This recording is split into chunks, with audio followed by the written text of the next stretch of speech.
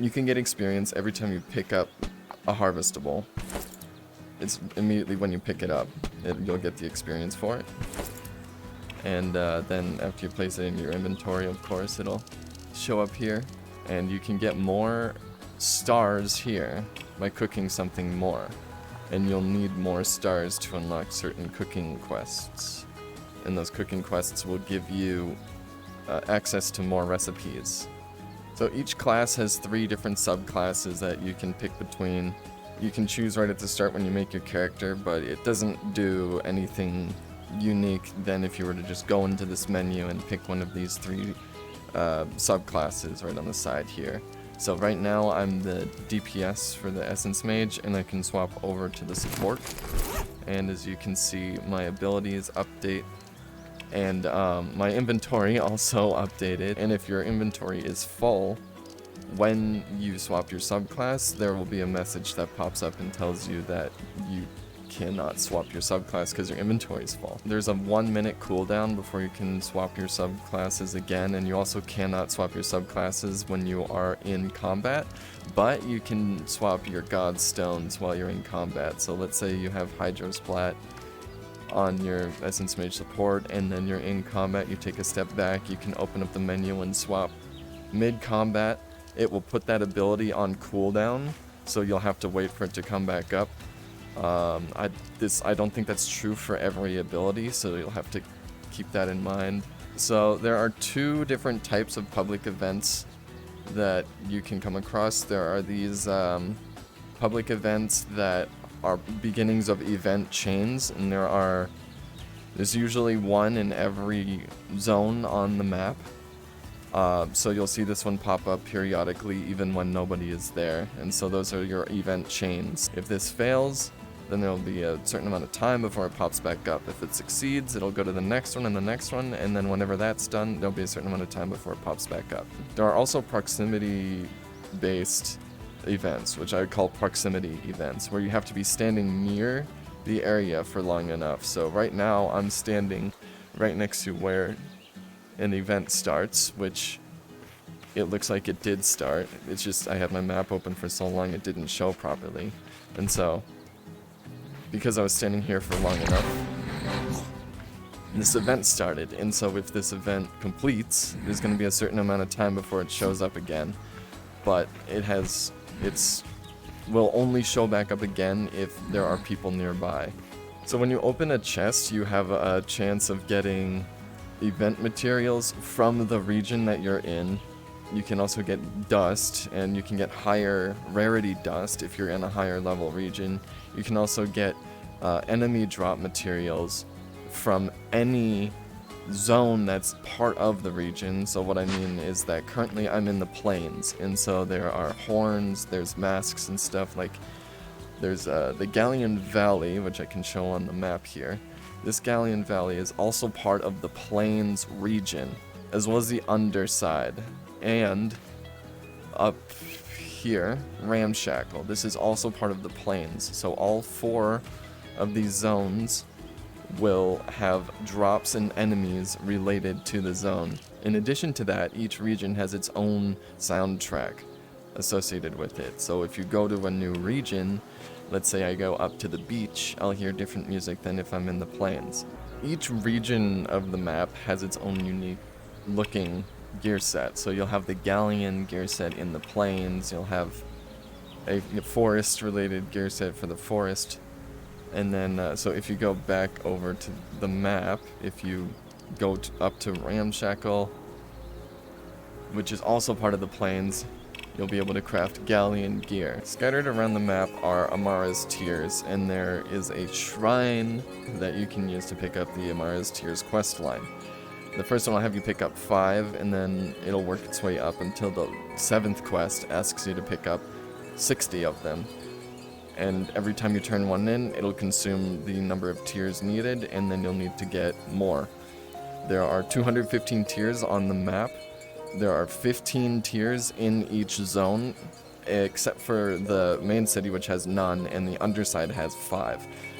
And you will need all 215 to complete the 7th tier quest. So there are 3 different gear qualities in the game, and by gear quality what I mean is that word in the parentheses there.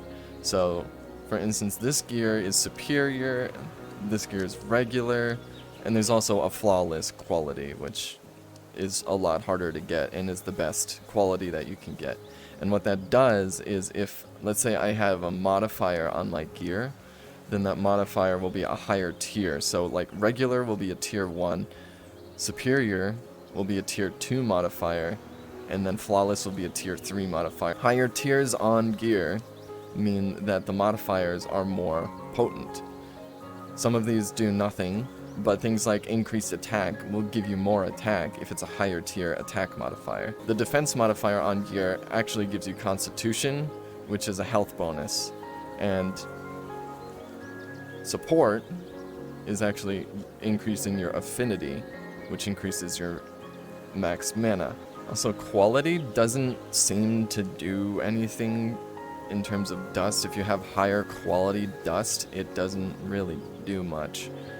It just seems to take up more inventory space, so I mean, you can get rid of it. I don't know if they'll add something later, but just keep that in mind. The same goes for cooking. If you make a cookie, but it is, let's say I make a cookie and it's perfect quality, that's not going to do anything compared to if the cookie is poor quality.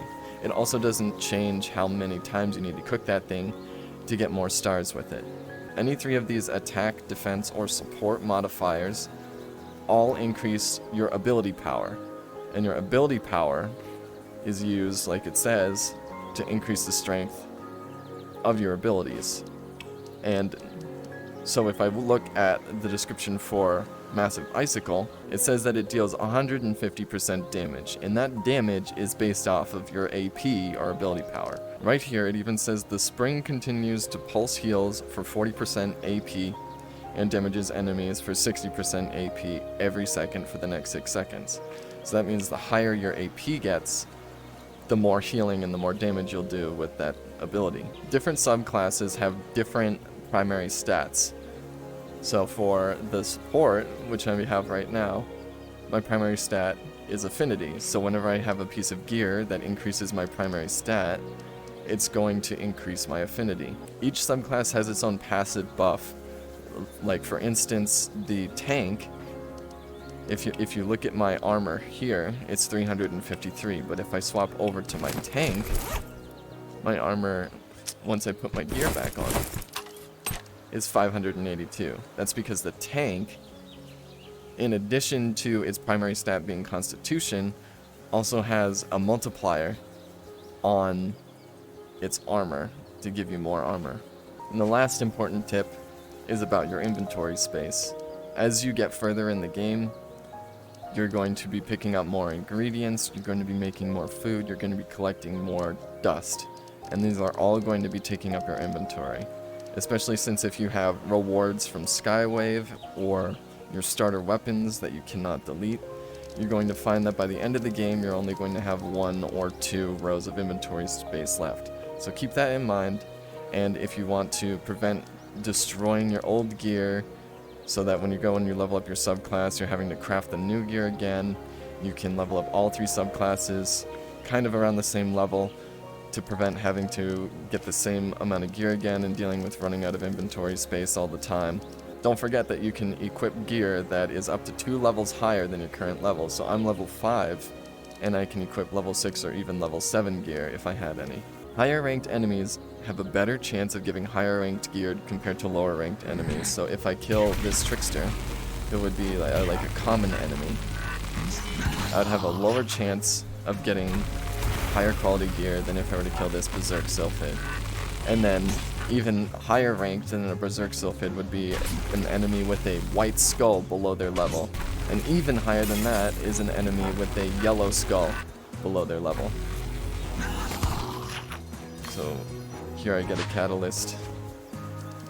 It's just common, but again, I had to have a hard chance of getting higher quality gear. If you do get gear that you don't want, you should scrap it here. Go to the dust icon. You want to dust any gear that you don't want here, and then you can just hide this prompt. and it'll give you dust that you'll need to enhance your gear later. You should not destroy it, that will not give you anything. So, but if you can, dust it. If you want to focus on a single enemy, let's say a tougher enemy, then you can use your click with your right thumbstick to have its health bar appear. I know that this works on the Valve Index, and you'd have to test to see if it works on the controller that you're using. So this can be really useful to see if an enemy is about to stagger, what its current multiplier is for when it is staggered, health in general. Just all around nice. And also if there are any buffs that you apply to the enemy, then you'll be able to see them appear. Like this one's aggroed on me, you can see by the eye icon, and then if it were to buff itself or debuff or anything, then you'd see that as well. So it's really useful for keeping your eyes on high priority targets. Like this.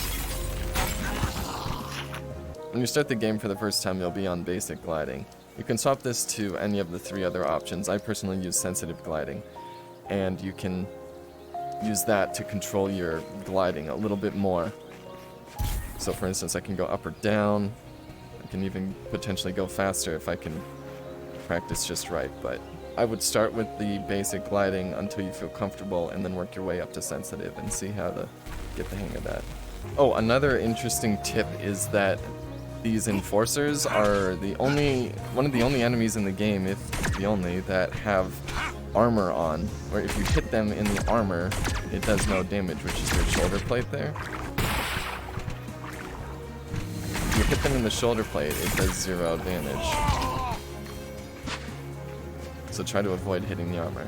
Thanks for taking the time to check out the tips. I hope you learned something. I tried to go a little more in-depth on some of the more confusing topics, as well as brush on some of the better-known things that maybe some people missed out on. I plan to do a more advanced tips for endgame, and also a review at some point in the next few weeks. We'll see how that goes, but I also am on Twitch here and there, so keep an eye out, and if you like it, I appreciate, dropping a like or maybe dislike. If it was something wrong, let me know. Alright, gotcha.